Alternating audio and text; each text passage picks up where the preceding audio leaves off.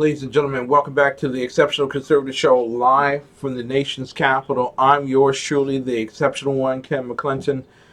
Why am I showing Amazon up there? Well, they are one of our sponsors, but more importantly, for tonight and forever how long, Andi Buerger will tell us, if you buy this book tonight, A Fragile Thread of Hope, 45% of the profits go directly to Bueller Place, a nonprofit organization in Oregon headed by Andi Buerger that saves young people from the streets and the threats of human trafficking. That young woman is with us tonight, and you all know I've said this many times about her. I've read a lot of books by folk who have a testimony. This woman ain't got no testimony. She has a God life, and I am so glad she's with us tonight. Andi, there's some people who couldn't live through page one of your book. Can you tell me why you write this book for the American people to peruse your personal life? That is a big question, and I hope I have a big answer for you, Ken. But basically, that wasn't the book I set out, the message I set out to give years ago, but it's the message God called me to get done. And because I had a very traumatic brain injury uh, in 2008, actually, I've had nine, but anyway, that one in particular, I was not able to organize my thoughts and met a wonderful lady, Kay Farish, and she wrote other books, ghost written and her own books as well. And we just kind of hit it off. It was a God thing. And so she said, I really want to get your story in words. And I know you've spoken it, but let's get it out there because I think everyone needs to hear the message. So she really took a tough topic and made it palatable and put it in that book that you read. And so, yeah, God, it is a God story. If someone has, even if they haven't been trafficked or they haven't been abused, if they've been assaulted, if they've had any kind of intimate trauma or emotional trauma, this book, I believe, will inspire them. And it will show just how great our God is when things seem impossible. Andi, when you were last on, we stopped at the segment in terms of the question of your mother and the answer to the question as to whether or not you forgave your mom. Before you give that answer tonight, let's go back and let's do a little retread based on your book. You Sure. are a young woman, a little girl, who has an extraordinary condition placed upon your life. We're not talking health, well, mental and as well as emotional trauma that comes from that. But can you explain to the American people what struggle you faced as a little girl? Sure. Before there was a term called human trafficking or sex trafficking, I was basically trafficked from age 6 months to 17 years old by all immediate family members and extended family members. The primary sexual predator was my birth mother. And so by the time I was age 5, things were so bad, the abuse, the physical torment, just everything that was happening to me, and not having a place to go. In the 60s, they didn't even talk about child abuse, let alone what I was going through. And because my birth father was a salesperson and we had the house and the look, no one would have really suspected. But at age 5, it was so bad. She told me that my days were numbered and she could take me out anytime she wanted. Suicide at age 5. I went down to the curb of my house and I thought, you know what? I'm just going to jump in front of a car and end it all because it's better than going back in that house, being touched, being forced to do things, being beaten, being humiliated and degraded, every day, not Yes. knowing what was going to happen. Now, So now, God interceded. Andi, forgive me for interrupting, but in your book, you refer to your family as a father knows best family. And for a lot of people, I can't believe my neighbor is doing that to a little girl. How distraughting must it have been for you to be around people who looked at your parents and said, God, I wish I were a mom and dad just like them. Yes, it. You never really knew what the other kids sitting next to you went through, or neighbors were going through. But I did know that. Basically, told my birth I, if we ever said anything, if we ever tried to speak to anybody, that she would kill us immediately, Mm. and that we would be sorry. And so when you have that, you're terrified. My first memory of my birth mother was around 3. And I went to the kitchen with my brother, and we put our hands on the door jamb to kind of look in. And she turned around with a butcher knife, and she ran towards us and stomped her feet, screaming and yelling, and chased us through the house with that butcher knife because we had put our hands on her wallpaper. And so that's the first memory of her that I really have, There is a screaming and hoping that, yeah. there right now. There was a little boy in Detroit who was killed recently by his mother for knocking Sorry. over the TV set and breaking it. Hmm. And the reason why I bring that up is this is not something that just happened way back then to you. No, It's still no. happening today. Am I correct?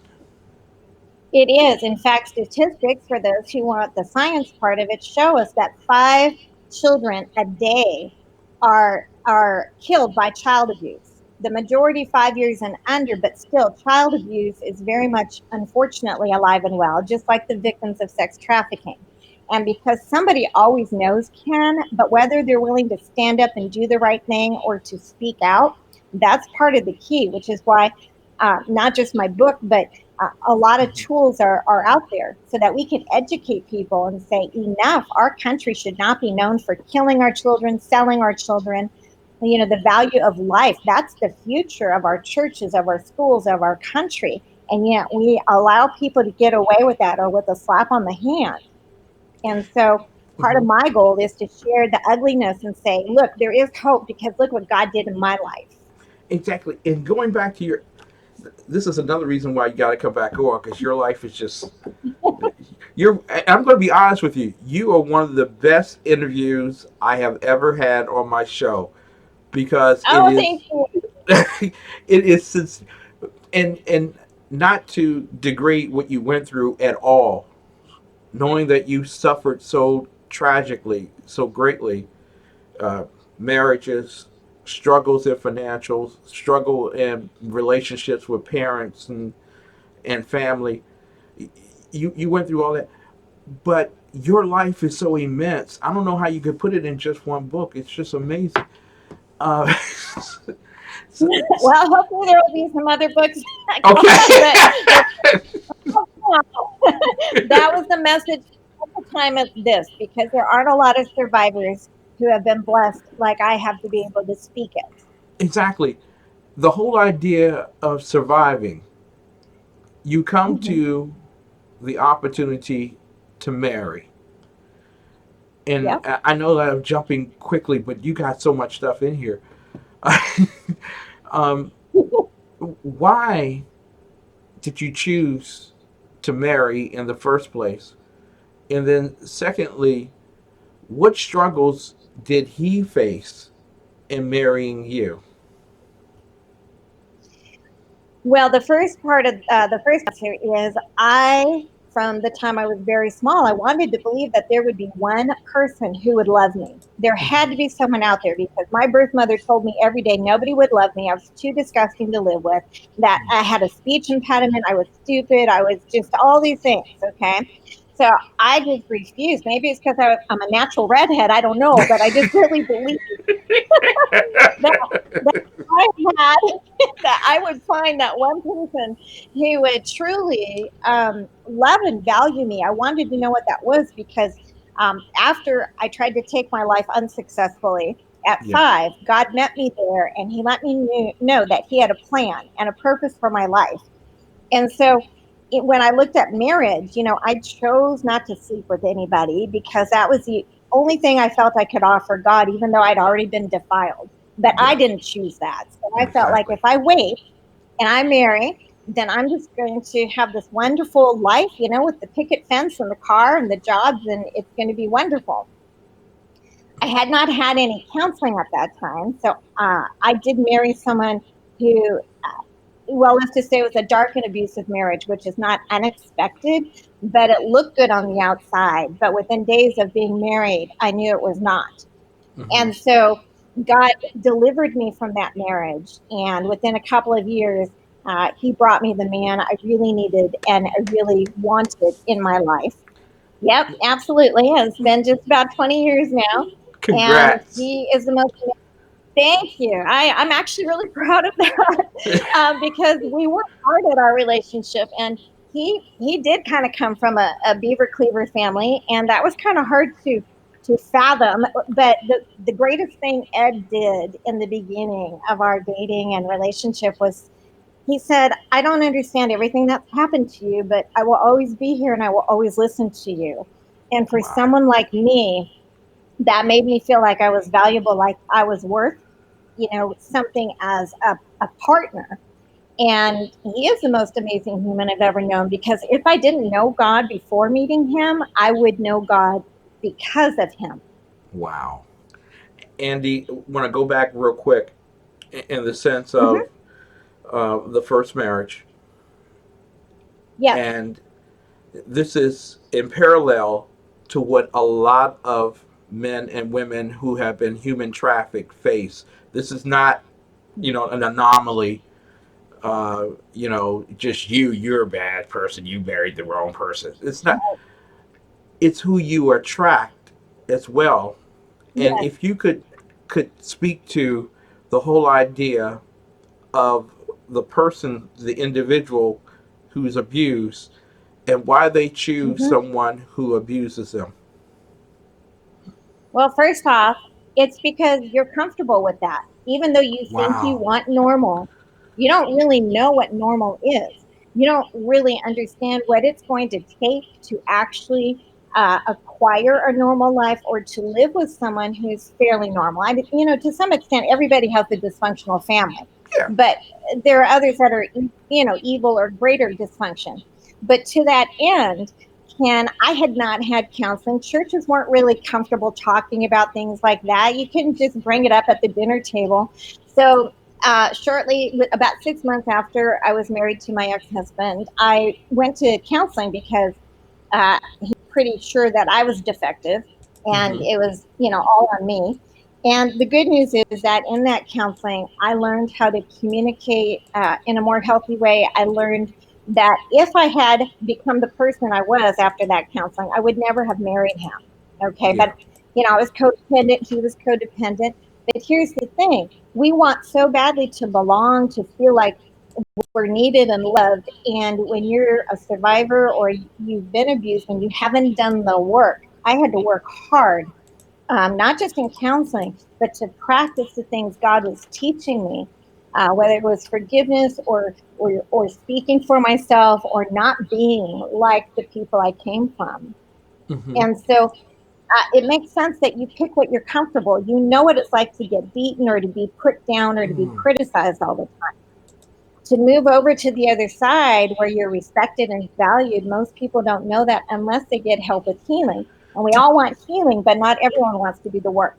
Andy, there are so many others out there, and I've heard from women who have been raped or molested in their youth, incest, in other situations, and they find a good man, or Mm-hmm.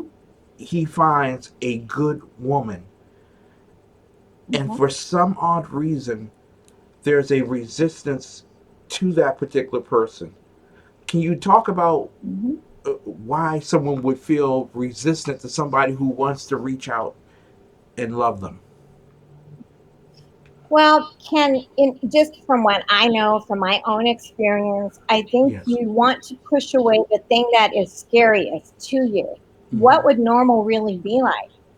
Will I be? I know that when before I married Ed, I was worried that I was a problem or that maybe I would fail again. Even though when you're in an abusive marriage, there's a lot of people will say, well, you were the victim. Well, I still felt like I failed. So here I am terrified that what if I don't do well in this relationship?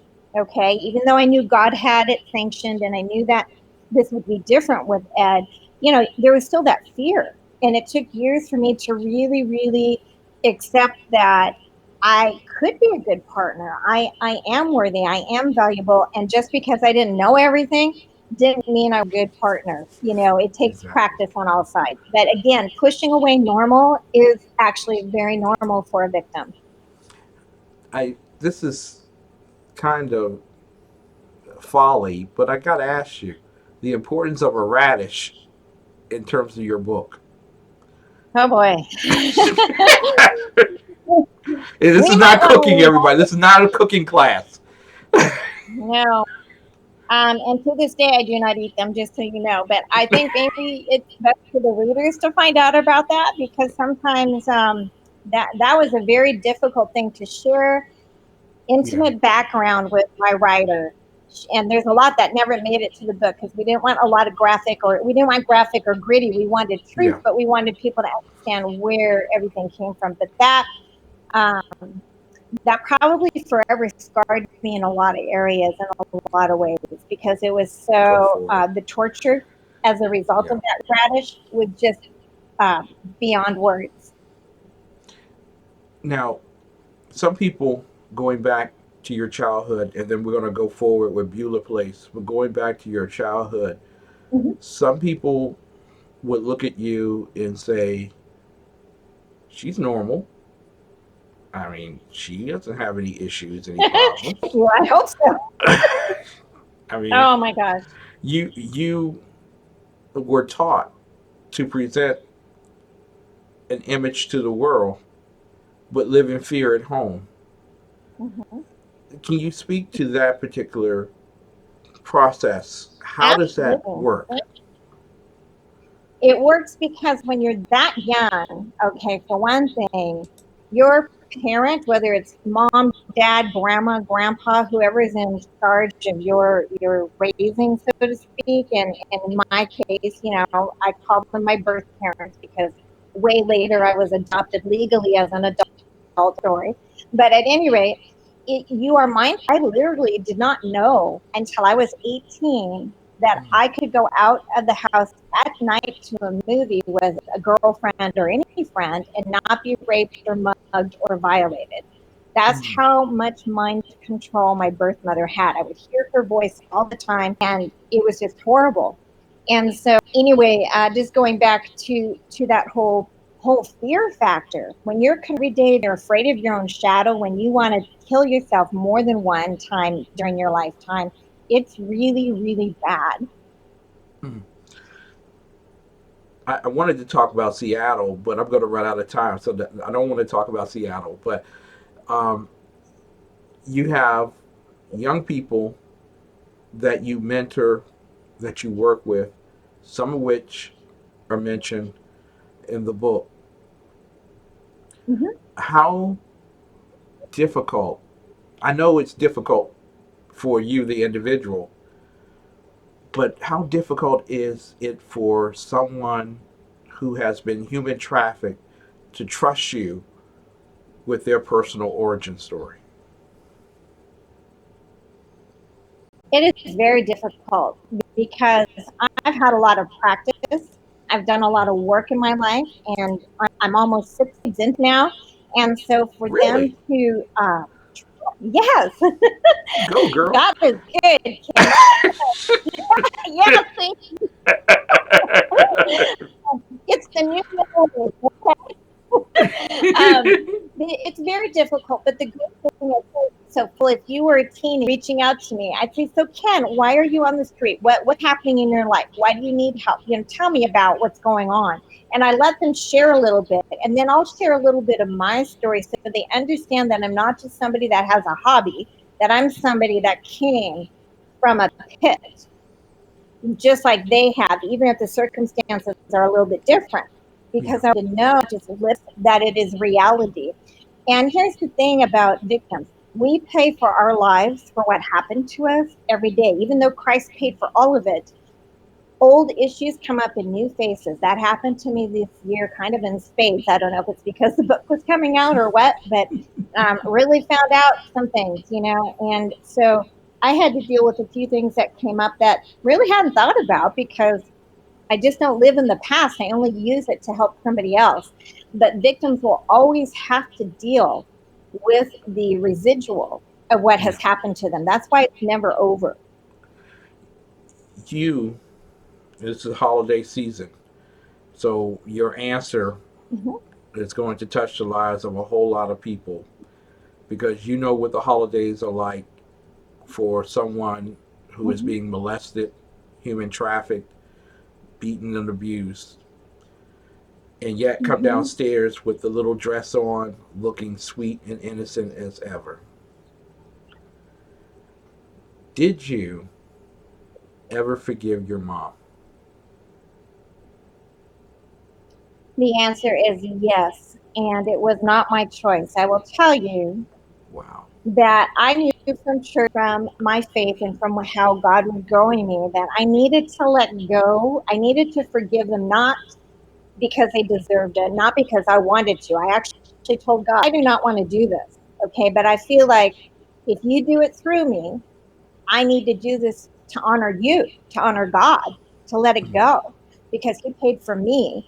And so, even though these people chose to do evil and use church as their cover and wave Bibles around, I felt like I needed to do that. So I prayed and I prayed and I prayed. And at one moment in time, I felt like the Lord had just allowed me to release it to Him. Because when you think about it, Ken, I mean, I could wish all the awful things on them. Yeah. But at the end of the day, God is judge, right? So He'll Yeah. choose which way they go. And that's on Him. So I don't have the burden of needing to wish them, that they end up in a pit of fire somewhere. I mean, that's totally up to God. And if He chooses, to redeem that and let them go to heaven, or if He chooses else, that's on Him, because He's the judge, right? So Exactly. then when I did that, of course, guess what else He asked me to do? He asked me to forgive my birth father. Wow. That one was a little harder. I don't know why. It took me days. I'm like, no, I don't want to do this. Okay, I'm trying to forgive. Lord, I don't know, why do I need to do this? Can't we just move on? And He's like, you have got to let him go to me Hmm. and let me deal with the ramifications of their life. And I know that now, because I could not have lived forward if I had not released them. It doesn't mean everything's okay, or if they showed up on my doorstep, I would have dinner with them. I would Yeah. never trust them. And Yeah. I never want to see them. Exactly. But He did call me to forgive. And so, out of obedience to Abba Daddy, that's why I did it. I love the way you call him daddy. I I do. you know, we all use these pedestrian oblige to God, Lord, Heavenly Father. But in that midnight hour, you don't want to talk to the Lord. You don't want to talk to the Father. I want to talk to my daddy. I want to curl up into That's his right. lap and I want him to love me. Sometimes just listen. And God does that. But your testament right now, when you think of that little girl, that little boy who's going to watch this video, watch that show, and Mhm. they're thinking, well, you are super special. There's just, God is just talking to you. God's not talking to Mhm. me. Is God talking to that little person? Absolutely. And if anyone out there thinks that God does not talk to little children, they are really, really wrong, because that is, you feel like it right now, but you are not alone. Okay. there is redemption and there is survival. And on our website, beulasplace.org, there are numbers. People can call a hotline. The Child Help USA has hotlines listed, but trust that God has you in his hand, and it breaks his heart first when anyone touches an innocent child. I believe that, the angels' eyes of the children look directly into God's face. And so I believe that, he really, it is not his desire that these things happen, but because he gave free will to each human being. God would not be God if he took that back. Okay. He could not lie and take it back. So people can do three things, Ken. They can Yeah. choose to do evil, they can choose to do good, or they can choose to do nothing. Wow. There's someone watching tonight who's been suspicious of a family in their church or Mm-hmm. someone at work, or they seen the kid come to school bruises, try to standoffish away from everybody else, or picking a fight because they are mad. Mm-hmm. What exactly do you say to this person who wants to say, you know what, I know something, but I don't know how to say it to somebody. I don't want to make a mistake, and I don't want to Mm-hmm. hurt nobody else's feelings, and I don't want to break up a relationship. I don't want to lose my job. What do you say to this particular individual? That is a really tough situation. But what I think, for the benefit of those victims, see something, say something. If you're not sure, I tell people a lot of times, just on the trafficking end, go to your local authorities and find out what you can report. Okay, find out what your school allows in terms of reporting. If you're not sure, well, definitely pray about it first. Yeah. Ask God for his wisdom. Ask Abba for his. Go to a pastor, a priest, whoever. Talk to somebody confidentially and say, look, I have this feeling and I don't know how to identify it. Now, if there is actual interaction, maybe it is a neighbor family and you go over to their house, you can find out, gosh, how are things going? Stress, no stress, that kind of stuff. Watch the body language of the child with the parents. But again, keep yourself safe, but find out what you can report. And the worst thing is, if you lose a friend or you lose a neighbor, you haven't really lost a friend or a neighbor if they're doing these things to a child. Exactly. Child first. Beulah Yes, Place. always. Beulah Place, your creation. Why the name Beulah?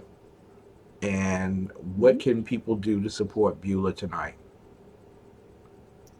The word Beulah, or the Beulah's place, came out of, first of all, my husband's mother. Her name was Beulah, and she passed away a year before Ed and I met, so I didn't get to meet her. But everyone who spoke about her, she was just a saint. She taught Sunday school for 43 years. She raised three boys with her husband, and just was this amazing woman who prayed for her kids and protected them. And so that was one way to honor her. But another thing was, in Isaiah, and there was a place called Beulah Land, the place between heaven and earth. And our teens are kind of between childhood and adulthood. They're not one way or the other yet. And when they've been victimized, it's very complicated. So it was kind of that way to be the bridge. The Mm-hmm. third thing that came up was a rabbi friend of mine. He said, well, Beulah is a pure Hebrew word, and it means to bring together, to join, to marry with God. And I thought, wow, that would just be so cool, to have that happen. We're trying to marry them back into community, get them back into adulthood, get them hopefully to God, if that's what they choose. So it just kind of worked out that way. Like, hey, if you have a problem, if you need something, if you're hurt, if you're hungry, go to Beulah's place, right? They'll Yeah, help you. exactly. Your husband and you are saints of God, not for any religious thing, but because you do what is right in the eyes of God. And my prayer is for you to be a New York Times bestseller list author, uh, because Thank the you. rest of the world needs to have this book. in their hands this Christmas. Somebody has already said they're having trouble with the link. Um, Now, how can they get directly in contact with you to get the book? And how can they support Beulah's Okay. Place? Okay, great question. So for immediate gratification, Amazon.com. If they want to get the book through me, they can go to beulasplace.org, BEULAHS place.org, and they can email me there. It'll come directly to me. They can also donate. We are 100% volunteer driven, Ken, and we bought a building this year so we could serve more teens, up to 100 a day, and we need those dollars because they go directly to the kids. There's no paid staff. We haven't had anyone paid. We've been doing it 11 years, so it all goes to the kids. And so, Now, there are some people who may have an issue, okay, and they're in the Oregon region, and it's amazing how children can find their place to you, or adults can find their place to you. Are you open to individuals contacting you if they feel yes, threatened? yes. And if I can help them, I will. If not, I will refer them to resources, or the national protected hotlines, or whatever I need to do to help them. I'm not a therapist, I'm just an average person, but I always will help somebody if I can. One final And Beulah's, question.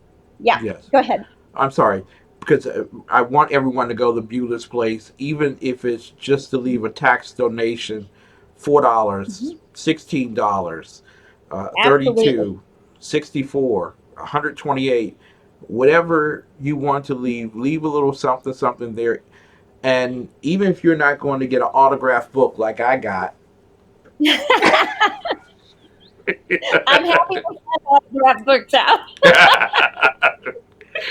but I'm quite certain with a donation of $500, you would get an autographed book. There you go. Absolutely. Just for you and your audience only, Ken. All There right. you I go. will do that. Yep. $500 donation. You get a signed book, and I'd be happy to talk to you in person for 5 minutes. There you go.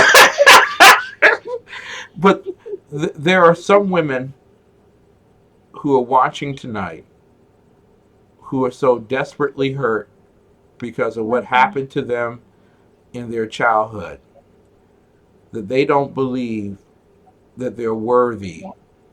of having a relationship, a solid, normal relationship. They put the guard up, they put bricks Mhm. around.